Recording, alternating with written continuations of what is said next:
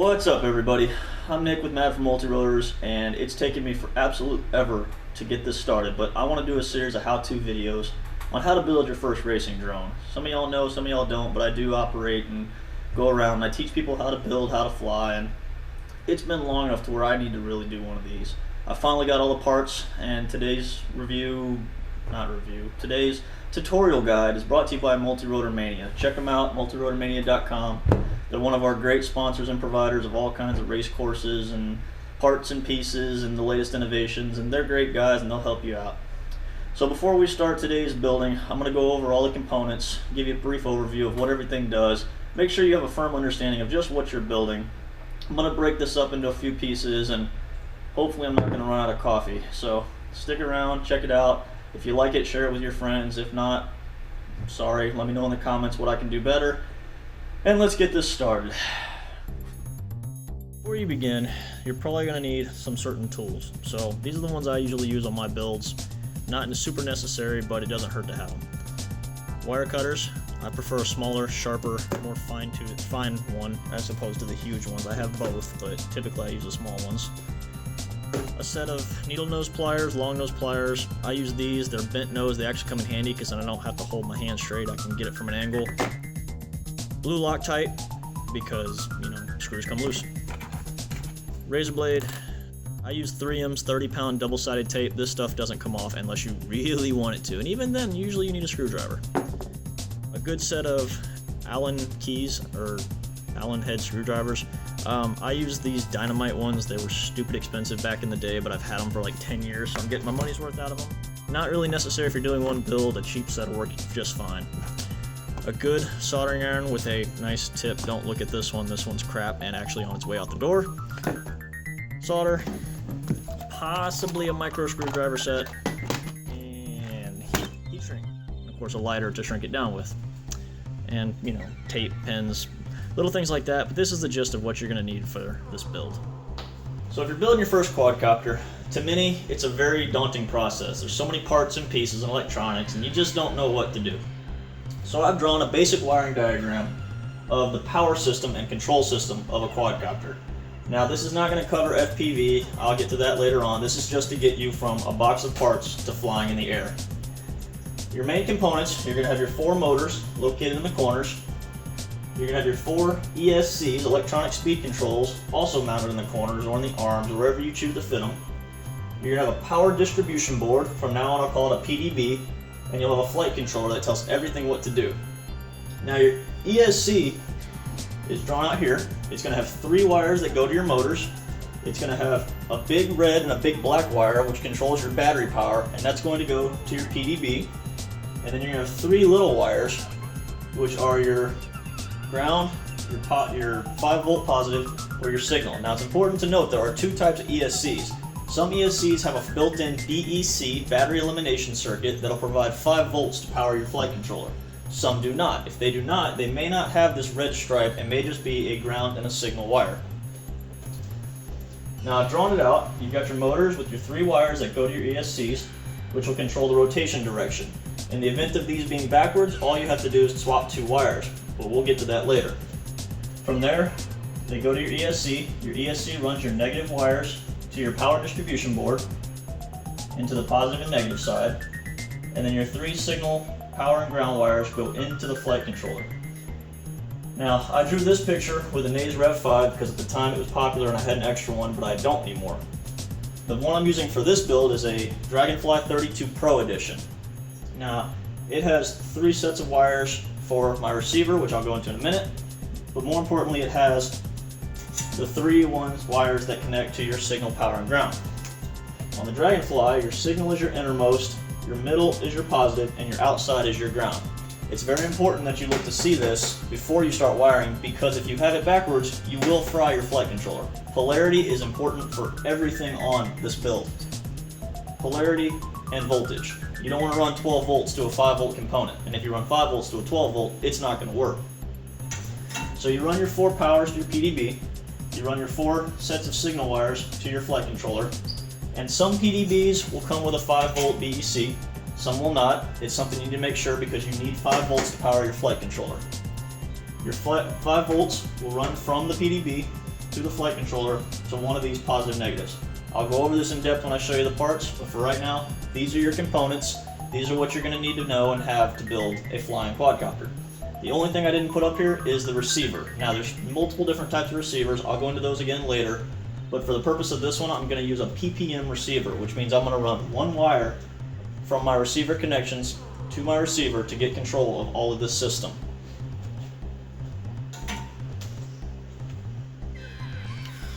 Alright, so just as I discussed on the board, this is all of our parts we're going to be using today, all sponsored by Multirotor Mania. Shameless plug. So you've got your PDB. Yes, this is a reused one, it's not pretty. I'm using a Dragonfly 32 Pro controller. Battery strap. I'm using Zeus 20 amp ESCs. Multirotor Mania's Mini Titan 2206 2150s. And of course, the frame that we didn't talk about in the last video. Now, there is no set way of exactly how to do this and which direction to go. However, there are a few things that I've just done over and over again, and it becomes habit to me. So usually the first thing I'll do, getting out of the way here, I'll take my frame. I like to do a pre-assembly to see where everything's going to go and plan it out in my head. Now your power distribution board typically goes in the lowest section of this frame. Now this is not a very good frame for a first-time builder because everything's so compact, but we can make it work. Then usually your flight controller is going to stack on top of that. But first, I lay down the PDB, I bolt it in, make sure it fits. Next, I stick on the motors because I like to see how long the wires are and where everything's going to fit. Then I place out and space out the ESCs because I want to know, again, how long my wires need to be and make sure everything fits. I'll solder all that together, and then I'll start worrying about motor orientation. So first thing I'm going to do is stick on my motors and stick on my PDB. Now it is important to mention carbon fiber is conductive electrically. So anything you stick on here needs to be properly insulated. That means ESCs, you can see I've, come on, focus. You can see I've trimmed off the heat shrink, but it's still all covering the bottom. So anything you put on carbon fiber needs to be insulated. Otherwise you'll have situations like that, which is from a VTX that had an internal short I couldn't find. I digress. So I'm gonna go ahead and start on this build, and I'll get back to you whenever I'm finished with it.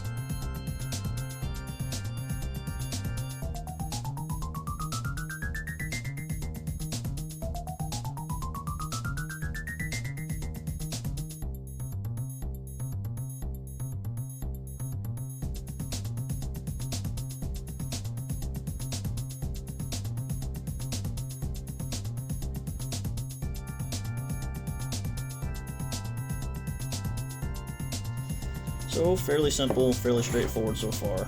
Motors on each corner, PDB in the center.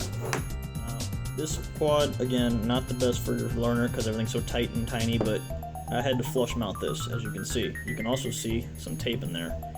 So I insulated it away from the carbon fiber so it wouldn't have a problem. Now, a couple things to keep in mind. When you install this PDB, you're going to have two battery leads running off, so you need to know what direction they're going to go. And secondly is you have a positive side and a negative side, or some have it alternating, or some have one or the other. Doesn't much matter, just it's there. You know, make sure you take a little bit of forward thought to figure out what direction you want everything to go. Now, this frame required the battery strap to be installed now. Don't worry about that. Do it whenever you have time and you're ready. Now, on the motors, you don't have to have all four. You can install all four screws. It doesn't really matter. The big thing to remember is you're not going to be able to see it, but there's a gap right there. See if I can get this to focus. Yeah. Now inside that gap, you can see the very tip of my screw right there. It's kind of hard to see, but the point here is that screw cannot touch these windings. If it touches those windings, you're going to short out the motor, you're going to fry the ESC, and you could potentially fry the PDB. I've seen it 2 or 3 times, but it's not real common. Either way, you're going to end up destroying a couple components there, so you really don't want those, you really can't have those touch. Another important one to mention, you don't have to go He-Man on these screws. They don't need to be stupid, super tight. They need to be snug, maybe a little bit past that. But it is definitely a good idea to install thread lock, blue. Red, you'll never get your pieces apart again. Blue thread lock is a lifesaver, and it will help you. These things function and suffer really from vibrations, micro and large. So when you are flying this, it's just shaking itself apart, basically. So blue thread lock, great idea. Do not use it on nylon components. It deteriorates nylon, it'll tear it apart. Use it on your motor screws, use it on your frame screws, nothing nylon. Keep everything nice and snug. Now, this frame, again, every frame is slightly different. You can see it has slots for my motor wires to go through. Now, I trimmed these short because I had this built at one point, but for the purpose of this quad, my ESCs are going to mount at the bottom, and then my wires are going to slot through to go back to the top side. Take a look at your quad, look at your frame, figure out where you want to put them, and you can cut your wires shorter to size. It really doesn't matter too much. Just make sure they're all three the same size and find out where you want to put them. I could put these on top, I could put it on bottom. For my purpose, I'm going to go on bottom. So the next step is going to be for me to double-sided tape these to the bottom, ensuring I have no connection to the carbon fiber because that will cause it to fry. I'm going to route my wires to my PDB, and then I'm going to start getting ready to solder the first set of soldering. Now, it may also help you at this point to get you some tape and a marker and label your motor positions, because later on when you start wiring up your ESCs, they need to be in a certain order, otherwise you're going to have a quad that pretty much throws itself out of the air, blows apart your props, wastes your money more or less. Now, it's all over the internet, but I'm going to go ahead and say it. This is 1, this is 2, this one's going to be 3, this one's going to be 4. Now, if you go to take off your quad the first time later on in this video, if you skip ahead to the programming, whatever, if your position is not correct, if your orientation is not right, if the board's not laid out correctly, you're going to have what I like to call a funky chicken dance. Your quad's essentially going to look like it just detonated. Now, the very first thing I always have to check after that situation is my motor wiring order, because I still, to this day, screw that up. Only because every time you go to wire one, you may have the board rotated to a different position, your frame may handle it differently. I built a Stig recently, and it took me 3 tries to get that damn thing wired correctly, only because it was all twisted and crazy like. So, get you a pen, get you a marker, get you some tape, whatever the heck it takes for you to remember it, and label your motor positions, and just save yourself some time later. Now, next up, I'm going to go ahead and tape these up, get them ready to install, and get them ready to solder up. One more quick comment on motor orientation before I go any further. This is the motor orientation for base flight, clean flight, beta flight builds. If you're using a KK board, or I don't know, there's a couple others. If you're using anything else, just verify your motor position before you continue with this. I can't stress that enough. That has been a big stupid screw up that you'll make and feel stupid for. But this is for base, beta, or clean flight only. So that's most CC3D boards, that's most Naze boards, that's most... Anyway, you get my point. Double check your positions before you continue.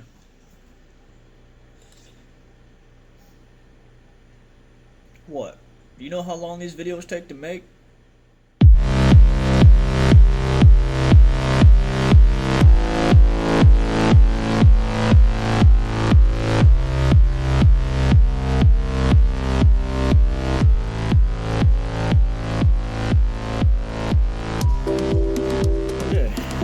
Place, everything run how I need it. Now from here it's fairly straightforward. I mean, 3 wires to 3, come on, focus. 3 wires to 3 pads. If you didn't desolder these and you still have the wires hanging off, then you can connect them to that. You don't have to shorten them. It's just something I like to do. So 3 wires to 3 pads. Later on we'll check motor direction, and I'll show you how to set and change that in a different video.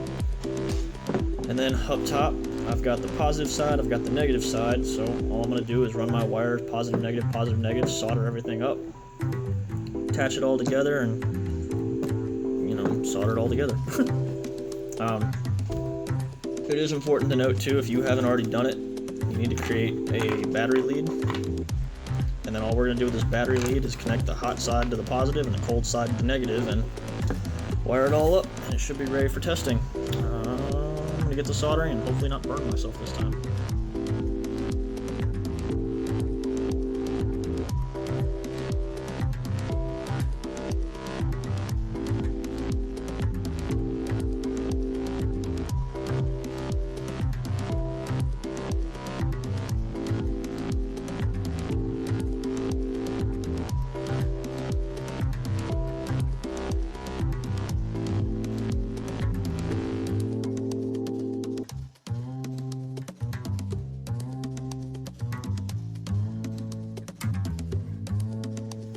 Alright, fairly quick, simple, and done.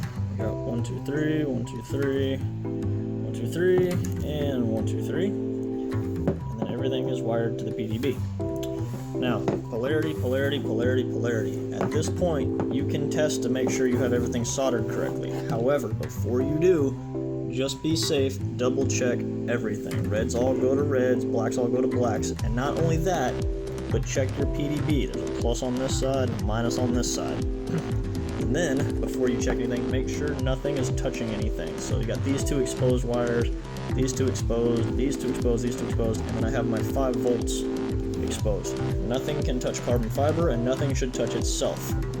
If everything is good and ready to go, then when you plug in a battery, you should hear the startup jingle. And that's all you're going to hear. It doesn't going to do the final jingle because they don't have a signal. It's just saying, hey, we have power. One more time. That's it. If you hear that sound, everything should be wired correctly. Now, it is important to note, you may not hear it from all 4 motors because one of them's not soldered correctly, but the fact that it's making the sound means it is getting power. We'll go into troubleshooting more in depth later on, but that's how you make sure you have everything wired. Now, next up comes the fun part. You may not be good at soldering, you may not be good at whatever. Anyway, so I'm using the Dragonfly 32 board, Multi-Rotor Mania, one more plug. And you'll notice every board, focus, is a little bit different. See over here I have a GV6, that's ground voltage signal, okay? The 6 means motor 6, and there's a 1 that means motor 1. Some of them will be labeled differently, but that's what this one does. Now, when I wire these in, because I don't have a 5 volt BEC on my ESCs, I have to provide 5 volts power. Well, this power distribution board has a 5 volt BEC built in. So these two right here are going to have to go on this V&G motor rail over here. Now it doesn't matter which one because the ground and the voltage are all connected to each other. The signals are the only ones that differ. So 5 volts is going to have to go into these. I'm going to put it in this extra motor 5 slot since I only have 4 motors. And then all of these are going to get soldered in the right positions. This goes back to our motor orientation. So 1, 2, 3, 4, starting from the bottom, 1, 2, 3, 4. Take your time, don't overheat it. This board doesn't have pads, so I don't have to worry about pads coming off. But if you have a new board, usually the easiest way to do it is to strip the wire a little bit, stick it through, and then solder it that method. I'm going to have to be a little more tricky because I already have solder in here, and I don't feel like sucking or drilling out all the old solder, so I'm just going to have to do it like that. Your other option you can do that is not mandatory, but is still an option. If your flight controller came with the little pins, you can solder those pins on instead and just use plugs. As long as you keep your polarities and orientation correct, you will be fine. If you're not ready for low profile or close tight builds, you can use those pins as well. Just stick them through, solder them on, and plug in as you go. So I'm going to do the low profile flat mounting because I don't have any pins and I don't have any plugs on these either. So I'm going to get to work.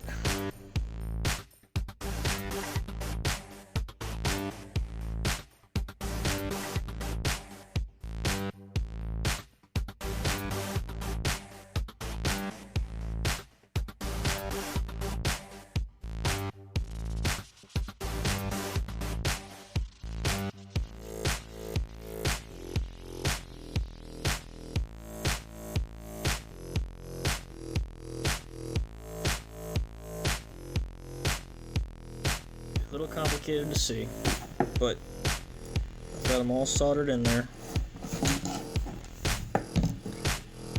on both sides, and I ended up having to use motor 6 instead of motor 5 for my power, but it's on there. Now, orientation of the board is not really that critical because you can change its orientation in beta flight, base flight, clean flight, whichever one you're using. But from here, all we're going to have to do is wrap it up and gently screw it down.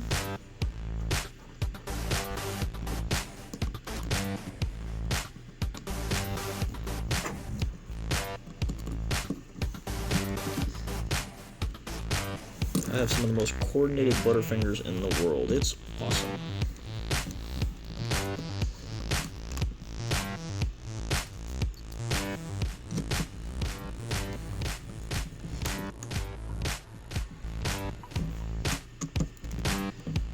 sure it's flat and level, make sure nothing's contacting. Alright, there you go. Now, I did not solder in the receiver, and that's because there's so many different types. I'm just going to go over them on my whiteboard with you guys here in a minute instead of showing how to solder it. But each board's slightly different. Look it up, look up your board in its manual, and it'll tell you exactly what kind it has and how to solder it. Now this specifically has PWM inputs, and what that literally means is each channel will have its own separate wire. Well, that gets heavy, lots of wires in the way.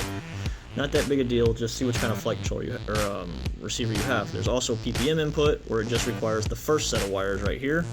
Then there's a satellite, which just requires here. And then there's an S-bus receiver that requires the UARTs. Like I said, I'm not going to go over this right this second, but I'll go over it on my board here in a minute. Now this is pretty much done as far as building goes. Put on that receiver, finish putting your frame together if you have to. Now the last little check I like to do, polarity, is everything together, nothing's touching anything, and everything should come on. We got power up, we got the ESC jingle, and the flight controller itself is blinking and on. So if you've made it this far, congratulations, you now have a functioning working quadcopter. You just need to go in and calibrate. Do not try to fly it yet. It will not fly correctly, I promise you. We still have to go into clean flight, beta flight, base flight, whichever you're using, and set it up. I'm going to do that in a different video, but if you've made it this far, thank you, and good luck. I'm going to do a quick brief on the receivers, and then I'm going to call this one good, but congratulations on building your first quadcopter. Okay, so when it comes to receivers, there's all kinds. There's three basic ones you really need to know on your first build. The PWM receiver is your typical receiver, so Spectrum, I believe the FlySky IT6, several others use this type of connection. Essentially, every single channel will have to plug in to its own slot on the flight controller board. Now this works and it's efficient and it's okay, but you can see there's a lot of wires. It gets really thick and it becomes a problem when it starts, start weight chasing, or you're just trying to make a cleaner build. Then there's PPM. PPM receivers are, again, a specific type of receiver. You need to double check if you have it before you try and install it. Not all PWMs are PPMs and not all PPMs are PWMs. All PPM does is take all that signal and combine it into one wire that connects usually to the channel 1 input of your flight controller. Then there's the serial or S-bus receiver. I'm not going to say a whole lot about these, but if you're looking for highest performance, fastest response times, best control, best connection, digital connection, blah blah blah, there's a long list of reasons why they're using serial S-bus controllers, but they connect to one of the UARTs, which is a data input area on the flight controller. If you're using serial or S-bus, you probably already know what you're doing, and this video is irrelevant to you. I will say the color orange is to signify white. Most of these color schemes are black, white, red, or orange, brown, red. So I can't draw white on a whiteboard. So there you go. So if you're wiring for PPM or PWM, all you're going to do is either direct connect like I did with the solder, or use the right angle pins or straight pins and the plugs to connect all your channels in. And make sure, again, polarity, signal, positive, negative. Most boards have negative on the outside, power in the middle, signal on the inside. So that's receivers in a nutshell. Alright guys, if you made it through all this, hopefully by now you should have a quadcopter that's not quite ready to fly, but at least it's built, put together, and no longer a box of parts. Subscribe, like this video, add comments at the bottom, ask me questions, whatever you need, I'll help you through it. And keep an eye out for the part 2 of this video where we take over programming and I'll teach you how to actually get this thing in the air and ready to fly for the first time. Now, huge thanks to Multirotor Mania for providing the parts for this build and letting me work with them on some tutorials. Again, subscribe to this video, find them, multirotormania.com. Check us out at Mad for Multirotors on Facebook, and find me on Facebook as well as at Woody's Builds, facebook.com/Woody's Builds. If you have any questions, feel free to ask, email me, contact, whatever you want to do, and keep on building, flying, and love this hobby.